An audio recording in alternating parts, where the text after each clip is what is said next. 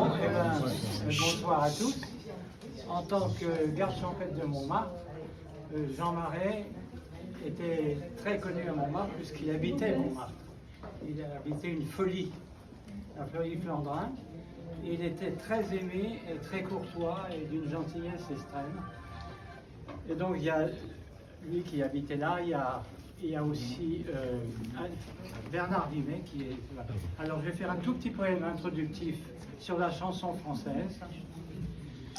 Moi qui écris des chansons depuis bientôt 20 berges, comme d'autres s'amusent à faire des mots croisés, cultivant le jardin où fleurit ma gamberge. Je tire mon chapeau à ceux de mon passé, à ceux qui travaillaient au fond de leur musette des mots qui méritaient 100 fois le Panthéon, qu'on chantait dans les rues, histoire de faire la quête sur les places de Paris à coups d'accordéon. Entre Nini Peau de Chien, la fleur de la Bastille, et Prospério Blabou, mais parlez-moi d'amour, la vieille Java bleue qui faisait tourner les filles, et les pièces de 10 sous qui tombaient dans les cours. J'ai grandi tout heureux, la romance à l'oreille, entre Paris canaille et le petit vin blanc, entre les feuilles mortes et des monts et merveilles, entre la voix de Piaf et la voix de Montand.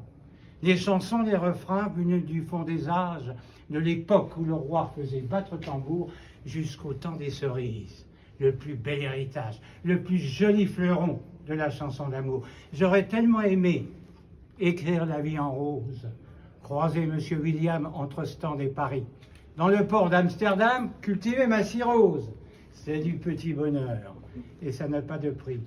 Les chansons, les refrains, on fredonne en sourdine entre l'île Saint-Louis et le pont Mirabeau, quand mon peuple gitan s'endort dans sa verdine, c'est comme un beau poison qu'on aurait dans la peau. Moi qui écris des chansons pour occuper mes heures, je voudrais en faire une qu'on n'oublierait jamais, afin que parmi vous, un peu de joie demeure, comme une fleur vivace aux marches du palais. Bernard Dimet. Super. Alain Turban, qui est un chanteur et qui devait venir, il n'est pas venu parce qu'il a un concert, il accompagne Gilles Dreux, qui était un ancien chanteur aussi. Il a fait une chanson dans les années 60, je crois, 60-70.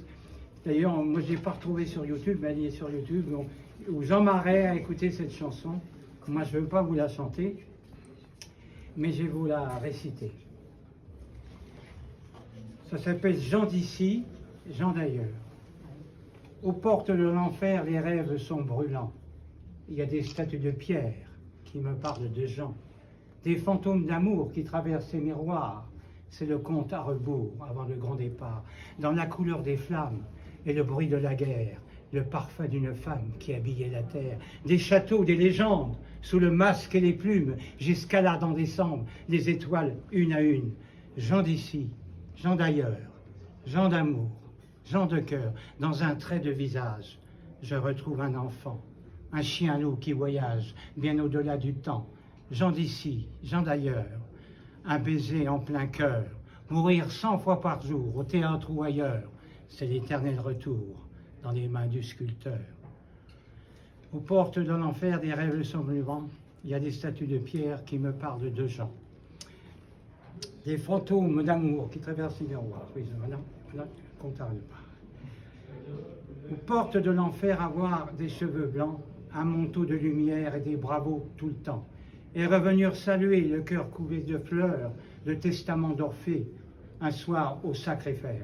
Jean d'ici, Jean d'ailleurs, Jean d'amour, Jean de cœur, dans un trait de visage, je retrouve un enfant, un chien-loup qui voyage bien au-delà du temps.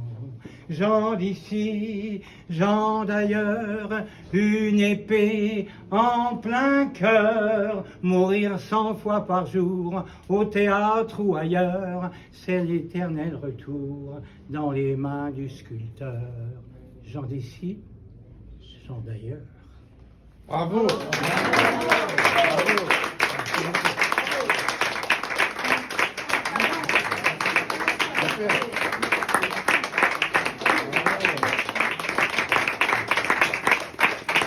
À Montmartre, il y a tellement de... Est-ce que vous vous rappelez de Francis Blanche? Le grand Francis Blanc, si on creuse bien tout ce qu'il a fait, on trouve des choses merveilleuses. Merveilleuses. Et alors, il disait, je passais en chantant sur le pont Alexandre. L'air du matin avait des senteurs de coriandre. Un dromadaire blanc d'un pas désabusé s'éloignait lentement vers les Champs-Élysées. Des otaries, au cœur noir comme de l'ébène, faisaient 1000 plongeons dans les eaux de la Seine. Et sur les grands palmiers, le long du quai d'Orsay, des singes bleus et or, en voltigeant, dansaient. La mousson se leva, le ciel devint de bronze. Soudain, parut un bus, ligne 91. Une autruche en habit et coiffée d'un gibus, d'un air dédaigneux, arrêta l'autobus. Elle dit en montant, et je l'ai entendu, car elle avait la voix très forte et très pointue. Oh, thank you, take me, please, to the Parc Montsouris. Décidément, Paris sera toujours Paris. Bravo.